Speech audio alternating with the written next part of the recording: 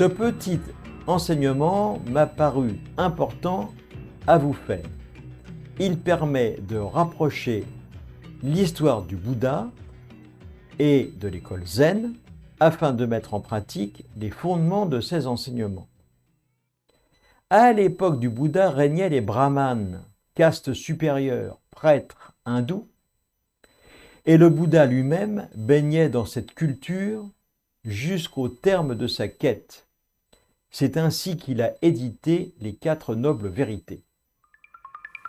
C'est l'époque de sa vie où il a commencé à rassembler autour de lui une grande sangha de fidèles. Et les brahmanes, jaloux, lui en ont beaucoup voulu. Ils ont même essayé d'attenter à sa vie à plusieurs reprises. C'était un monde tout aussi violent que celui que nous connaissons aujourd'hui. Pourrions-nous dire de ces gens-là qu'ils étaient des sages? La question reste bien sûr en suspens. La préoccupation fondamentale des brahmanes était de se glisser derrière le fil du temps. Ce pseudo-réel dont ils avaient réalisé la nature changeante, transitoire et instable. En un mot, l'impermanence.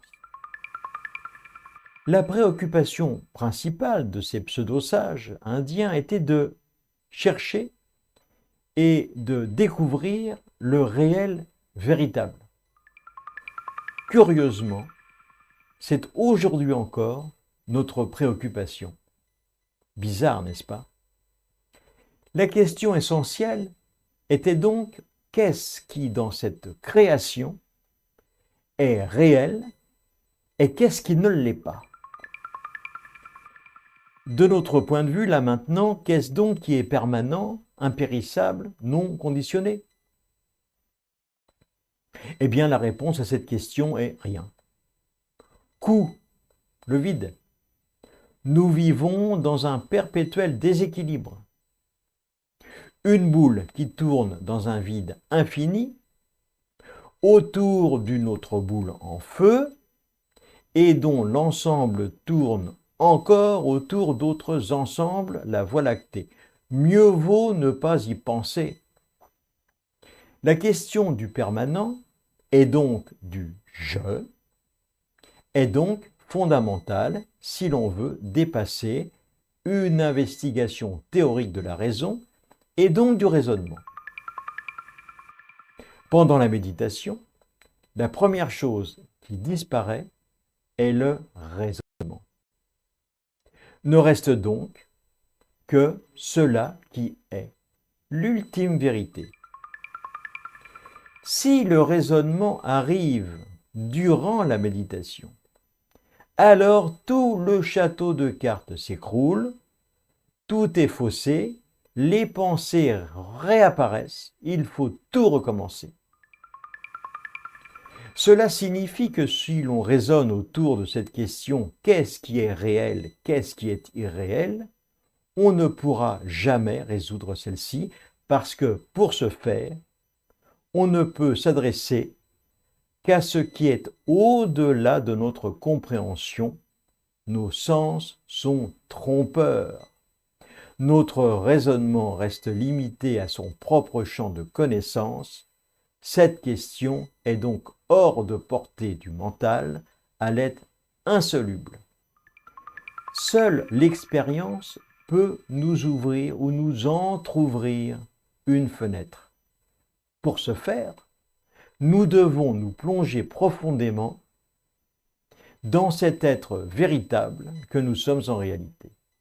Ce faisant, nous constatons que le principe individuel, celui qui nous guide au quotidien, ne forme qu'une seule et même essence avec la grande réalité de cela qui est. Si vous pratiquez la méditation, peut-être l'avez-vous vous-même déjà expérimenté. Vous avez pu constater que la frontière entre permanent et impermanent, en fait, n'est qu'une illusion, elle n'existe pas. Ne subsiste que le réel absolu. La conscience cosmique identique au principe individuel se manifeste à travers tous les êtres conditionnés dont nous sommes nous-mêmes une petite parcelle. Et alors, nous constatons que Brahman est égal à Atman. Autrement dit, Brahman est égal à Atman. Brahman est le réel absolu. Cela qui est. Pour les religions du livre, cela peut également figurer la notion de Dieu. Atman est le soi conditionné. Votre petite personne, l'être individuel, c'est également chacune des parcelles de la création telle que nos sens nous permettent, ils nous autorisent à la percevoir. C'est la raison pour laquelle les maîtres indiens disaient qu'il n'y a pas de différence entre ce qui apparaît et cela même qui crée cette apparition. Cette expérience qui transcende les frontières de la raison et qui s'immerge totalement dans le suprasensible et qui ne se définit pas par des mots. Toute définition, en effet, devient dans le même temps une restriction de la compréhension. C'est pour cela que tous les maîtres, arrivés à un certain stade, basent tous leurs enseignements sur le silence. C'est la raison pour laquelle également, je vais me taire pour quelque temps. En attendant la prochaine vidéo, n'oubliez pas d'essayer d'être heureux. Bon, peut-être que vous pourriez faire un petit peu plus que d'essayer d'être heureux tout court, juste pour donner l'exemple. Et puis, restez curieux, juste pour vous épanouir. En vous épanouissant, vous allez aider les autres à le faire aussi. À bientôt.